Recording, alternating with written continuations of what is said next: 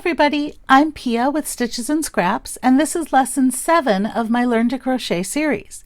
Today we're going to talk about how to fasten off your work, which means finishing it and cutting the yarn, and how to sew in your ends so that you don't have these little tails, they're called tails or ends, sticking out of your work. So what to do with these.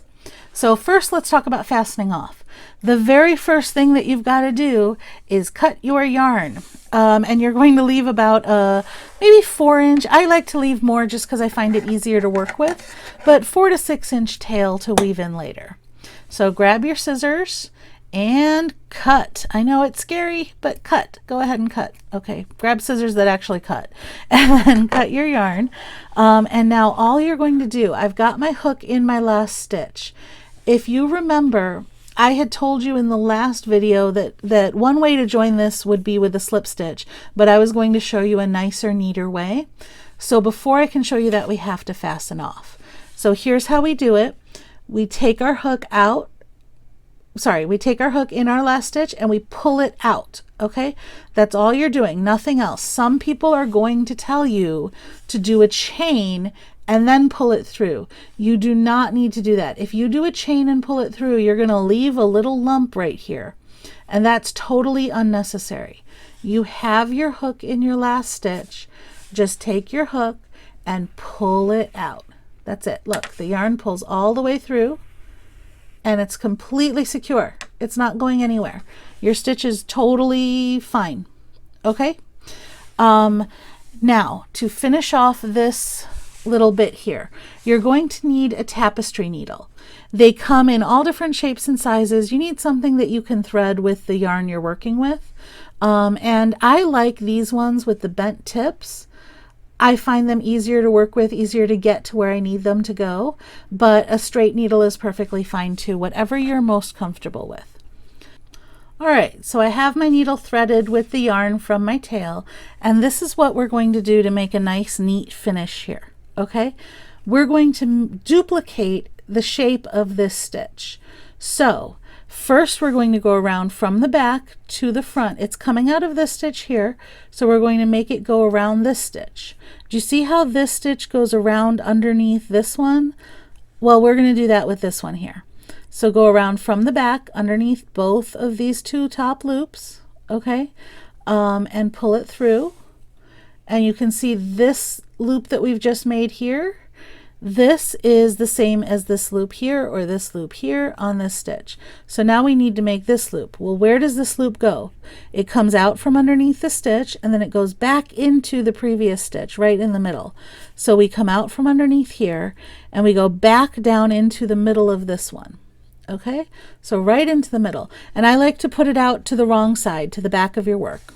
Okay, so pull it out like that, and now you can see we've got a much neater join that looks just like the top of everything else. And I like to tuck it down underneath. See these little loops here? I like to tuck it down underneath one of those loops just to make it nice and firm.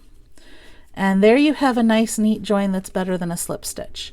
So that's how we finish our edging round. Now we've got this tail. What are we going to do with this tail? If we just cut it or if we leave it hanging, everything's going to unravel. So we need to tuck this away and hide it. This is not one of my strengths. This is something that I overdo.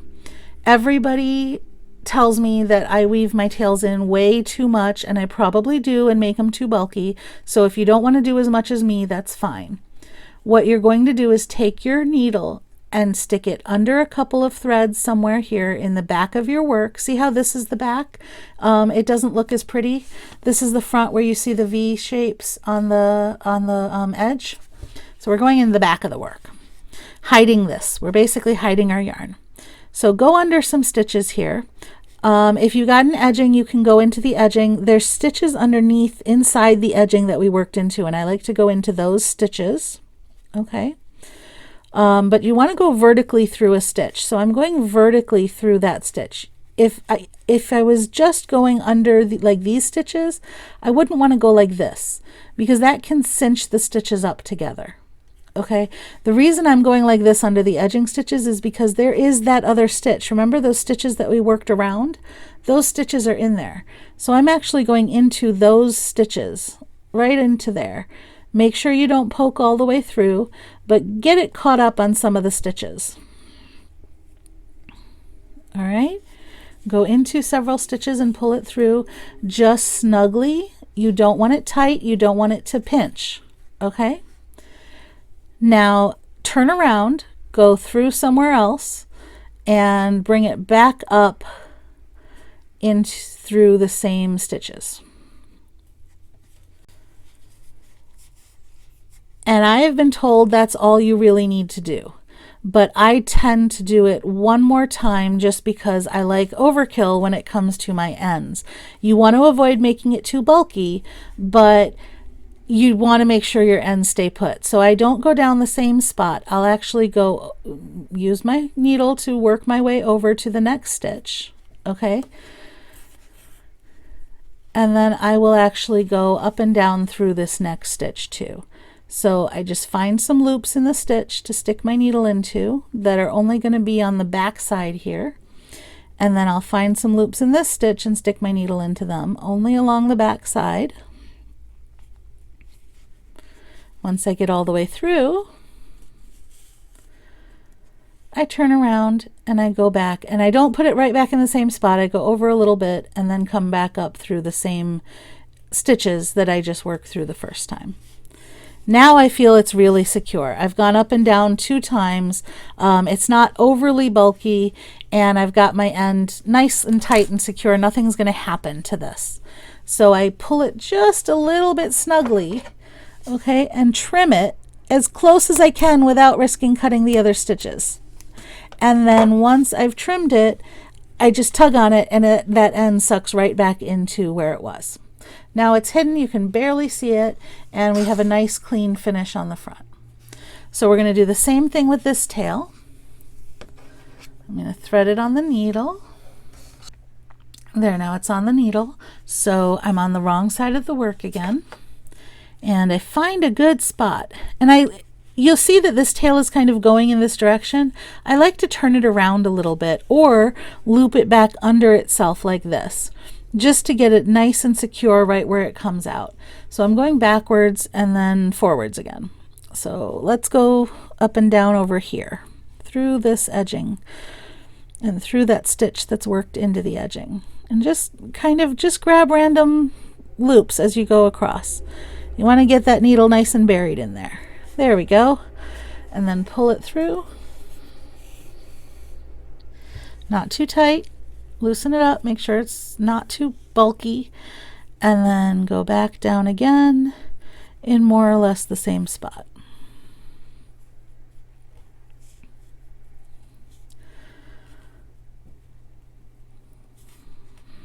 Okay, and now because I like overkill, I'm going to go over one more to this stitch. And I'm going to go up and down from here too.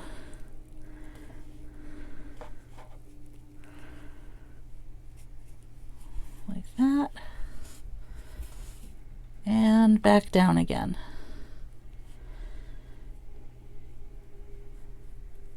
Now I feel comfortable with that. And I can tug at it. Always tug at it. You want to make sure that it's nice and flat. If you have this too tight, you get that.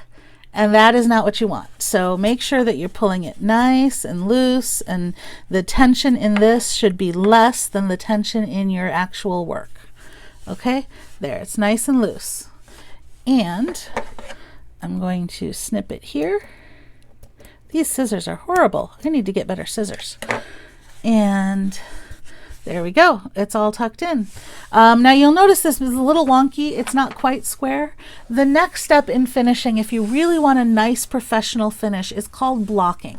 And all blocking is you take this and you wash it. You soak it in some water for 15 minutes, 10 minutes, till it's all fully absorbed water.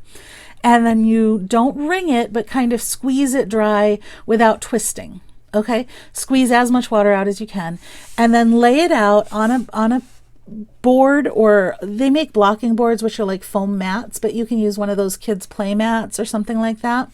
Lay it out, stretch it out into the shape that you want it in, And if you want to pin the corners, you can pin the corners and pin the sides, pin it all into shape so it's a nice square.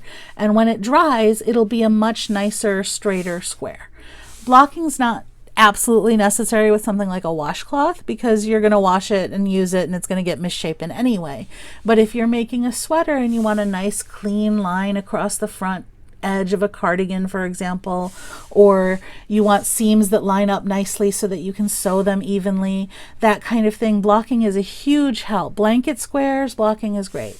So again, all blocking means really is washing it and drying it stretched into the shape that you want it in, whether you use pins or you just do it by hand.